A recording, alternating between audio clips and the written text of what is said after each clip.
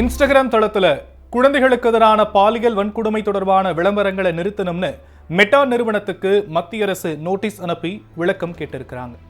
அப்படி அந்த நோட்டீஸ்ல என்னென்ன குறிப்பிடப்பட்டிருக்கு, அதுக்கு மெட்டா கொடுத்த விளக்கம் என்னன்னு இப்ப பார்க்கலாம்.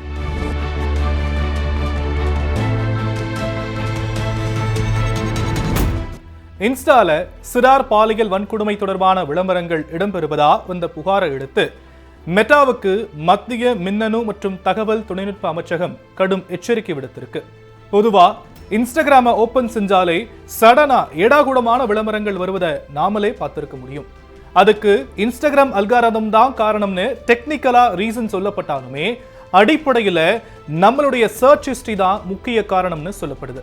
அதாவது நாம சமூக வலைதளத்துல எது தொடர்பான வீடியோஸை பார்க்கிறோமோ தேடுறோமோ அதுக்கு ஏற்ற மாதிரியான கண்டென்ட்ஸ் மற்றும் விளம்பரங்கள் தான் நமக்கு வரும். அதிலும் சமீப காலமா சிறார்கள் இருக்கக்கூடிய விளம்பரங்கள் வருவதால பல்வேறு தரப்பினரும் கடும் எதிர்ப்பு தெரிவித்திருக்கிறாங்க. இந்த நிலையில இது போன்ற விளம்பரங்களை தடுக்க மத்திய அரசு இப்போ ஆக்ஷன்ல இறங்கி இருக்கிறாங்க. இன்ஸ்டாகிராம்ல சிறார் பாலியல் வன்கொடுமை மற்றும் சுரண்டலை ஊக்குவிக்கும் வகையிலோ இல்லனா அது போன்ற கண்டென்ட்களை பார்க்க வழிவகை செய்யக்கூடிய எல்லா விளம்பரங்களையும் உடனடியா முடக்கணும்னு மத்திய அரசு உத்தரவிட்டிருக்கு. இந்த விஷயத்துல நெக்ஸ்ட் 7 டேஸ்ல விரிவான விளக்கத்தை கொடுக்கணும்னு மெட்டாவுக்கு நோட்டீஸ் அனுப்பப்பட்டிருக்கு.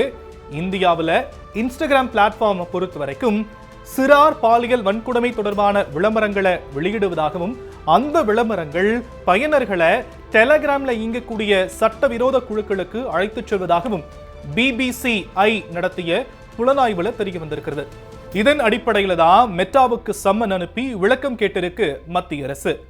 இந்த விஷயத்துல மெட்டா நிறுவனம் சொல்லியிருக்கக்கூடிய விளக்கத்துல சிறார் பாலியல் வன்கொடுமை தொடர்பான கண்டென்ட்களுக்கு மெட்டா தளத்துல துளியும் இடமில்லை அப்படின்னும் புகாருக்குள்ளான விளம்பரங்கள் மற்றும் கணக்குகள் ஏற்கனவே நீக்கப்பட்டிருக்கிறதாகவும் இது போன்ற கண்டென்ட்களை கண்டறிய AI டெக்னாலஜியை பயன்படுத்தி வருவதா சொல்லப்பட்டிருக்கு.